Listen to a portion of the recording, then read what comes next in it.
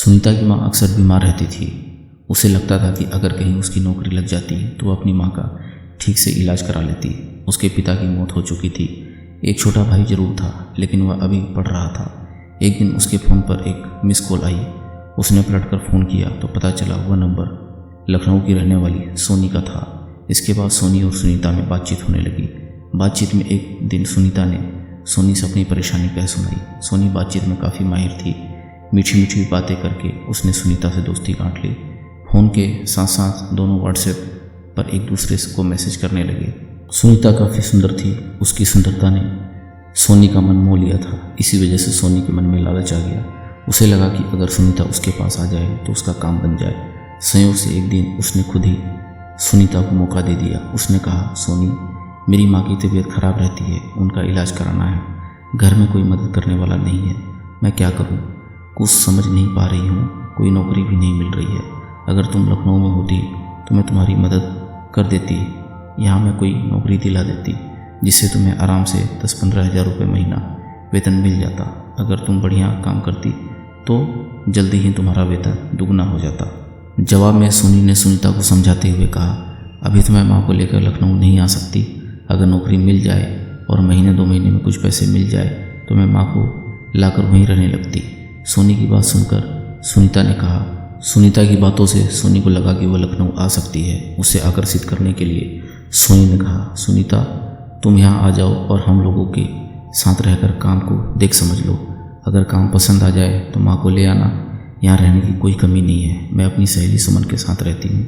हमसे मिलकर तुम्हें बहुत अच्छा लगेगा। सुनीता ज़रूरतमंद थी, इसलिए उसे लगा कि एक बार लखनऊ जाकर सोनी से मिलने में कोई बुराई नहीं है। लखनऊ कोई बहुत दूर तो नहीं है, क्यों न एक बार जाकर उसके काम को देख समझ ले। अगर काम अच्छा लगा तो करेगी, वरना लौट आएगी। सोनी से हुई बातचीत के करीब 10 दिनों बाद सुनीता ट्रेन से लखनऊ के लिए निकल पड़ी। सुमन और सोनी को उसने अपने आने की बात पहले ही बता दी थी, इसलिए दोनों उसे लेने के लिए चारबाग रेलवे स्टेशन पहुंच गई थी। सोनी और सुमन से मिलने के बाद सुनीता ने कहा, यार ट्रेन काफ़ी लेट हो गई, जिससे यहाँ पहुँचने में काफ़ी देर हो गई। चलो पहले वहाँ चलते हैं जहाँ नौकरी की बात करनी है। उसके बाद बैठकर आराम से आपस में बातें करेंगे। अगर नौकरी पसंद आई तो रुक जाऊंगी, वरना रात की ट्रेन से वापस लौट जाऊंगी। तुम दोनों को नाहक परेशान होना पड़ेगा। सुनीता, तुम जंगल में नहीं आई हो, हम दोनों तुम्हारे साथ हैं। आज तो देर हो गई है, ऑफिस बंद हो गया होगा, कल वहाँ चलकर बात कर लेंगे। अभी तुम हमारे साथ मेरे कमरे पर चलो। आज हम तीनों पार्टी कर खूब एंजॉय करेंगे, सोनी ने कहा। सुनीता को बहुत दिनों बाद घर से बाहर निकलकर तनाव रहित कुछ समय गुजारने का मौका मिला था। सुमन और सोनी से मिलकर वह काफ़ी खुश थी। दोनों उसे बहुत अच्छी लगी थी। तीनों एक कार में बैठकर लखनऊ के तेलीबाग स्थित सोनी के घर पहुंच गई। घर में सिर्फ सोनी का पति तौहीद था। वह देखने में काफ़ी सीधा साधा था। तीनों के घर पहुंचते ही वह घर से चला गया। उस समय रात के करीब 6 बज रहे थे। ठंडी का मौसम था। सुनीता का स्वागत चाय पकौड़े से किया गया। तीनों आपस में चाय पीते हुए बातें करने लगी। चाय खत्म हुई तो सोनी ने कहा, सुनीता, मैं तुम्हें कपड़े देती हूँ, तुम फ्रेश होकर कपड़े बदल लो। सुनीता, सोनी के कपड़े तुम्हें एकदम फिट आएंगे। यह बहुत ही सेक्सी लुक वाले कपड़े पहनती है, उन्हें पहनकर तुम कयामत लगोगी, सुमन ने कहा। इसी बीच सोनी कपड़े ले आई। न चाहते हुए भी सुनीता को सोनी की ड्रेस पहननी पड़ी। कपड़े पहनकर उसने देखा तो वो सचमुच ही अलग दिख रही थी। वह खुश हो गई।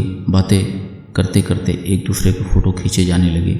सोनी ने सुनीता के मॉडलिंग वाले फ़ोटो खींचते खींचते बिना कपड़ों के भी फ़ोटो खींचे। उस समय सुनीता की समझ में कुछ नहीं आया। वह सोच रही थी कि यह लड़कियों की दोस्ती है। थोड़ी देर बाद सुमन अपने घर चली गई। अब सोनी और सुनीता ही रह गई थी। रात में सोनी का पति तौहीद आया तो खाना खाकर सोनी अपने पति के साथ सोने चली गई। सुनीता भी अलग कमरे में सो गई। उसे नींद आने लगी। तभी उसके कमरे का दरवाज़ा खुला। सोनी एक आदमी के साथ उसके कमरे में आई। सोनी उस आदमी को वहीं छोड़कर बाहर निकल गई और बाहर से दरवाज़ा बंद कर दिया। अब कमरे में सुनीता और वह आदमी ही रह गए। सोनी के जाते ही उसने सुनीता से कहा, आज की रात के लिए सोनी ने तुम्हारा 6,000 रुपये में सौदा किया है। उस आदमी की बात सुनकर सुनीता के पैरों तले जमीन खिसक गई। उसकी आंखों के सामने बातचीत और आवभगत की तस्वीरें घूमने लगी। सुनीता समझ गई वह फंस चुकी है। उस आदमी ने सुनीता को उसके निवस्त्र फोटो दिखाए।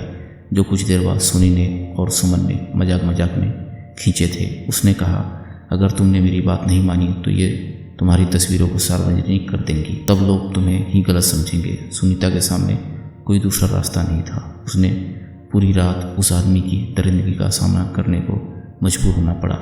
सवेरा होते हुए आदमी चला गया। उसके जाने के बाद सोनी कमरे में आई। सुनीता ने उसे खूब खरी खोटी सुनाई। सोनी चुपचाप सब सुनती रही। इसके बाद उसने सुनीता को 1000 रुपये देते हुए कहा, आज से यह तुम्हारी नौकरी है। तुम्हारा खाना पीना, कपड़े और मेकअप का सारा खर्च हम उठाएंगे। रहने के लिए हमारा घर ही है। इस सब के अलावा तुम्हें हर रात के 1000 रुपये मिलेंगे। तुम 8 से 10,000 रुपये की बात कर रही थी, मैं तुम्हें 20 से 25,000 रुपये देने की बात कर रही हूँ। अब तुम देख लो कि तुम्हें बदनाम होना है या मैं जो कह रही हूँ वह करना है। चंगुल में फंस चुकी सुनीता को बचाव का कोई रास्ता नहीं दिख रहा था। उसे लगने लगा कि लड़ाई झगड़ा किया तो उसके साथ और ज़्यादा बुरा कर सकते हैं, इसलिए वह मजबूर हो गई। फिर उसके साथ ये सिलसिला सा चल निकला। पहले रात को ही कोई आदमी आता था। कुछ दिनों बाद दिन में भी उसके पास ग्राहक आने लगे। सुनीता कुछ कहती तो सुमन, सोनी और दोनों के पति तौहीद और सुरजीत कहते, सुनीता, जाड़े के दिनों में कमाई ज़्यादा होती है, अभी कमा कर रुपए जमा कर लो, गर्मी में ग्राहक कम होंगे तो ये काम आएंगे। कुछ ही दिनों में सुनीता को यह काम बोझ लगने लगा। 10 दिन साथ रहने के बाद उन लोगों को सुनीता पर भरोसा हो गया। वे उसे ग्राहक के साथ बाहर भी भेजने लगे। सुनीता को बाहर जाना होता था तो तौहीद और सुरजीत उसे पहुंचाने जाते। सवेरा होने पर वे जाकर उसे ले आते। इस तरह वह दिन में अलग और रात को अलग ग्राहकों को खुश करने लगी। एक दिन सोनी ने सुनीता से कहा, सुनीता, मैं तुम्हें अपनी सहेली के यहाँ भेज रही हूँ, तुम वहाँ जाकर काम करो। हम लोग एक जगह इस तरह का काम नहीं कर सकते। एक जगह ऐसा करने पर पकड़े जाने का खतरा रहता है। सोनी ने सुनीता को अपनी सहेली शोभा के पास भेज दिया। शोभा जानकीपुरम में रहती थी। वहाँ सुनीता के साथ और ज़्यादा बुरा सलूक होने लगा।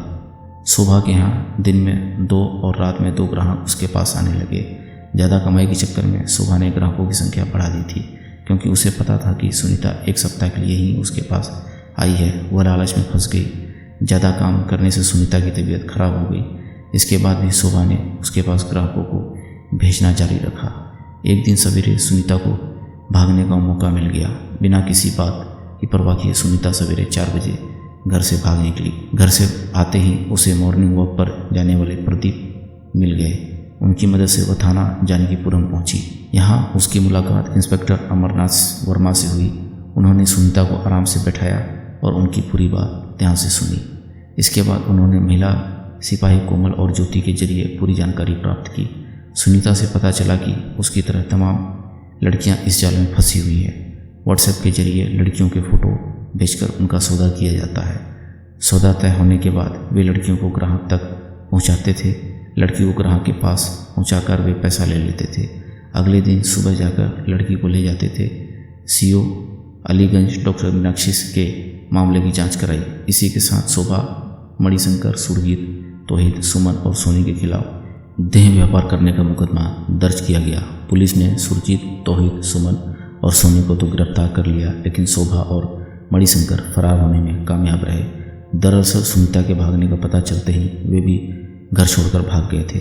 जांच में पता चला कि सुमन और सोनी मीठी मीठी बातें करके लड़कियों को जाल में फंसाती थी। इसके लिए वे कई बार रेलवे स्टेशन या बस अड्डे पर भी जाती थी।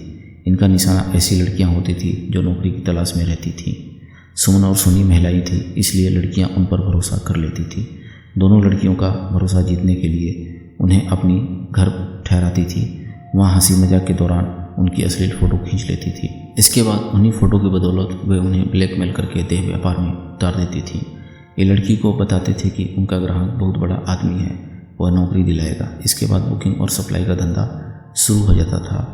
लड़की का पूरा खर्च यही लोग उठाते थे। ग्राहक के हिसाब से लड़की को 1500 रुपये दिए जाते थे। ग्राहकों को लुभाने के लिए लड़कियों को आकर्षण कपड़े पहनने के लिए दिए जाते थे।